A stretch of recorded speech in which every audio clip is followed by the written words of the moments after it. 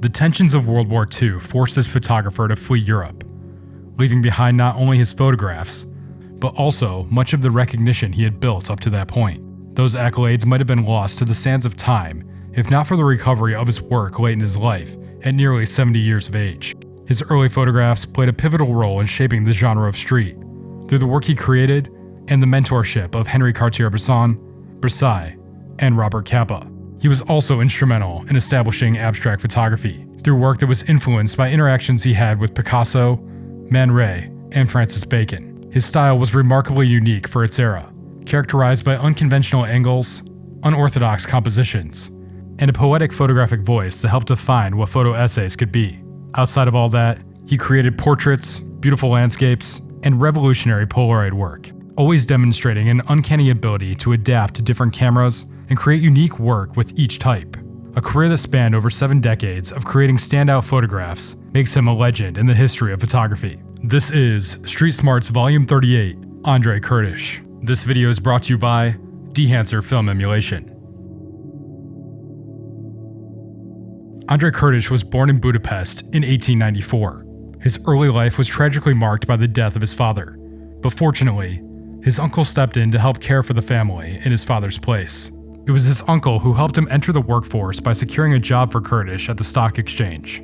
Throughout his early adulthood, Kertesz seemed to feel like he owed it to his uncle to remain in this field, given how much he had done for the family. This caused Kertesz to put off the desire he had to create, until he could no longer hold back from the artistic life he envisioned for himself. Kertesz began to tap into that vision when he bought his first camera at the age of 18, and began photographing his surroundings, the countryside, and the everyday lives of common people. These early works hinted at what he would later become as a photographer, unknowingly laying the groundwork for what would evolve into the street photography genre. It was very clear that he had the skills early on, making his desire to pursue photography seriously a realistic one. An early example of his evolving style is an image of a young man asleep at a restaurant, which demonstrates his eye for diagonals and unique compositions that would continue to show up throughout his career. Kertesz continued to develop his style throughout his experience in World War I, not as a war photographer, but through moments he captured outside of battle, after he was wounded and kept on the sidelines. One of these images is titled Underwater Swimmer, Esztergom, Hungary, 1917, which includes visual elements that he would go back to time and time again, like mirrored surfaces, reflections, and distortions.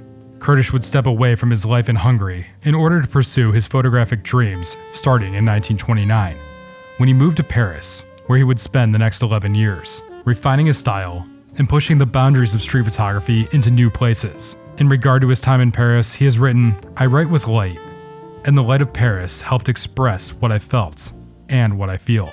This was partially brought on when he purchased a new lightweight 35mm camera in the form of a Leica, not long after the brand began. The mobility that the camera gave Kertesz allowed him to compose shots with unconventional angles and perspectives for the time. He was also one of the early photographers to create more poetic compositions of Paris street life that would surely have influenced later street photographers like Saul Leiter, Ernst Haas, and Fred Herzog, to name a few. However, Andre's impact extended beyond just street photography in Paris.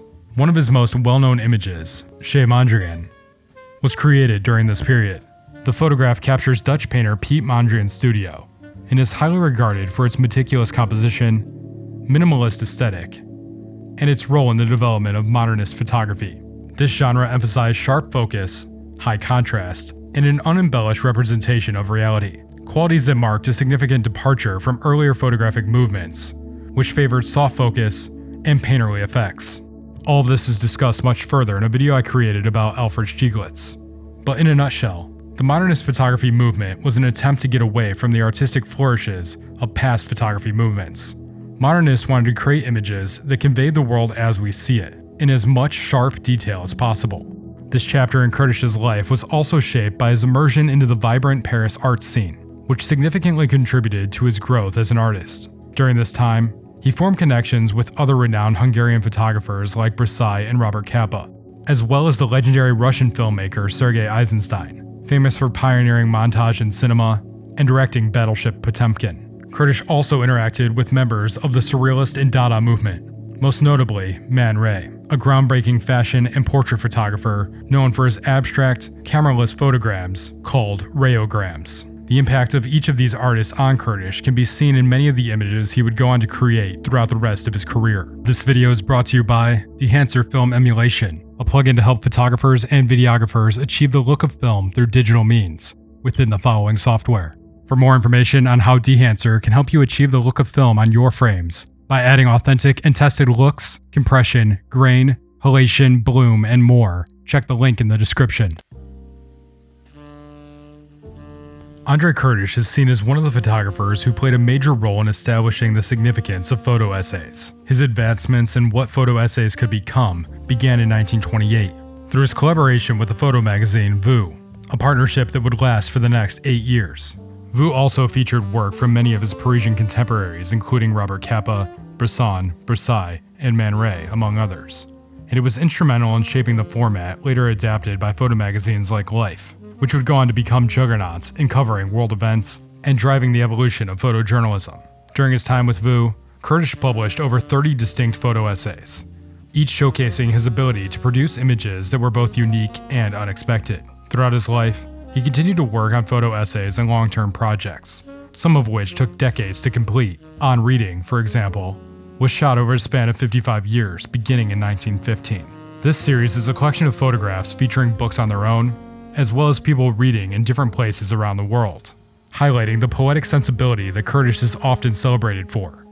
The opening to this book reads, "Kertesz captured readers from all walks of life in deeply personal, yet universal moments, in every conceivable place, on rooftops, in public parks, on crowded streets, waiting in the wings of a school play.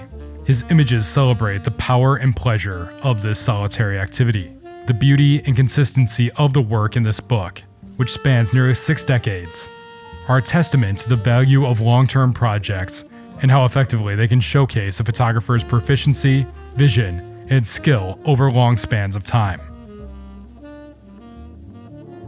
In 1933, a series called Distortions was created that came out of all of the ways Kertesz was evolving as an artist during his time in Paris. For this series, Kertesz heavily leaned into abstraction, using 2 female models and 3 funhouse mirrors to make nearly 200 images that warped, stretched, squeezed, and transformed the women into a variety of completely distorted shapes. The series is cited as the groundbreaking introduction of surrealism into photography, as it leaned heavily into the surrealist concept of convulsive beauty, which by definition refers to a type of beauty that is shocking, disturbing, and unsettling, often associated with the unconscious and the transgressive. Unfortunately, because of YouTube guidelines, I had to heavily censor this portion of the video, so how truly wild some of these photos are might be lost without being able to view them in full. But I'll have links in the description so you can find these images if you want to see them as intended. The series was funded by the French humor magazine Smile, which commissioned Kertesz to create 2 series of figure studies. Prior to this, he had not created any nude images. It should be noted that although the images were created for a humor magazine, Kertesz did not create them with the intention of making fun of the models involved. He confirmed with them that they fully understood his intentions and the desire for photographic experimentation before moving forward with the work. After the series was printed, Kertesz felt very proud about what he had made and pushed to have the series published in other magazines, as well as in his own book solely dedicated to the work. World War II made it impossible to print this book when he originally wanted to, and his move to America, a country with Puritan values, continued to make it difficult to publish until much later. It finally received publication in 1976. Sadly, for the most part, these images were too extreme for the majority of critics at the time, and only those who were truly steeped in the surrealist ideas such as Picasso and Francis Bacon were able to appreciate what Kertesz had created.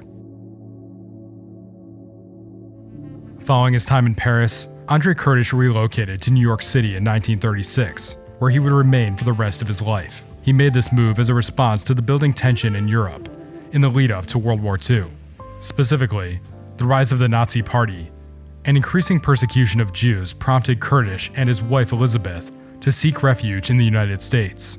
The move to New York came with difficulties for Kertesz for several reasons, but mainly the language, the lack of acceptance for his photographic style, and his inability to find steady work as a photographer due to that lack of acceptance. He wouldn't find his footing financially in the United States until 1947, when he began to work at House and Garden magazine. Although this would provide a steady income, he found little artistic fulfillment in the architectural and interior photographs he produced, referring to this 15-year period of his life as the lost years. During the nearly 50 years he spent in New York, his style continued to evolve in various ways. One key development was his application of a cubist mentality, likely influenced by his earlier interactions with Picasso, through the use of unconventional vantage points, rooftop perspectives, and a strong emphasis on framing. These choices often resulted in compositions filled with blacked-out shapes and stark contrast of light, reminiscent of Cubist paintings. Many of these photographs were taken from rooftops of neighboring buildings, or from the window of his 12th floor apartment, an apartment he had meticulously selected for its view when he first arrived in New York, and where he would live and work until his death. In 1962, at the age of 68, Kertesz left House and Garden magazine and recommitted to his artistic vision, photographing with a renewed passion that allowed him to reestablish his place in the world of fine art photography. Shortly after leaving the magazine, he entered what became known as his international period, marked by exhibitions held around the world. For example, in 1963, Kertesz was awarded a gold medal at the Mostra Biennale for photography in Venice, which recognized his influence on the medium. Later that year, his photographs were displayed at the National Library in France, further solidifying his international reputation. But what exactly changed that allowed Kertesz to receive such recognition after years of relative obscurity working in commercial photography? During his time in the United States, he had become largely unknown and underappreciated, primarily because much of his early work remained in Europe. These later exhibitions were made possible by the recovery of a significant archive he had left behind when he emigrated to America. In 1963, photographs he had once buried in a Parisian park, hidden for safekeeping, were finally recovered. The rediscovery of this body of work significantly expanded his available catalog and played a major role in restoring his reputation as one of the greats of photography. From the 1970s onward, Kertesz published many books that were also made possible because of the recovery of this work, and those books helped to reinforce his status in the photography world even further. The books included On Reading in 1971, 60 Years of Photography in 1972, New York, and Distortions, both released in 1976, and 4 volumes in 1979 titled Americana, Birds, Landscapes, and Portraits. Throughout that decade, exhibitions of his work were held in cities such as Tokyo, Stockholm, Budapest, Helsinki, London, New York, Paris, Boston, and Toulouse. These continued into the 1980s with shows in Jerusalem, Toronto, Cologne, Milan, Chicago, Buenos Aires, Osaka, and more, further boosting both his reputation and the market value of his prints. In addition to everything else Andre Kertesz had created, he also experimented with self-portraits. The first evidence of this is a photo he took in 1925, shortly after arriving in Paris. He used the image to show his family that he was doing well, printing it on a postcard and mailing it to them without any message, suggesting that he felt the image alone was enough to say what he needed to say. Kertesz continued to explore self-portraiture throughout his career. In 1927, he created a silhouette self-portrait, followed by a series of images of himself standing around his apartment in 1928. Later in his life, he published a memoir in the form of a photo book titled Kertesz on Kertesz. While not composed entirely of self-portraits, the book reflects on his life and his career through a mix of images and text, summarizing his artistic journey. The self-portraiture continued in his final photos, which were created with the use of a Polaroid camera. In his old age, after the passing of his wife Elizabeth, who he had been extremely close to, Kertesz entered a period of mourning and became somewhat of a recluse, withdrawing almost entirely to the confines of his apartment for several years. During this time, he was gifted a Polaroid SX70. Some sources claim it was given to him by his friend, the musician and photographer Graham Nash. Others suggest that Kertesz was part of a group of photographers and artists who were provided with the camera by Polaroid upon its release to experiment with it and promote it. This group included Ansel Adams, Andy Warhol, and Walker Evans, among others. This new technology was mastered by the photographer in a similar fashion to how he had mastered the equipment used in his earlier work. It allowed Kertesz to take photographs without the need to develop them, something he had been unable to do for many years due to physical limitations. The camera rejuvenated his spirit, offering him an easy and immediate way to create once again. He began to produce primarily still-life images taken around his apartment.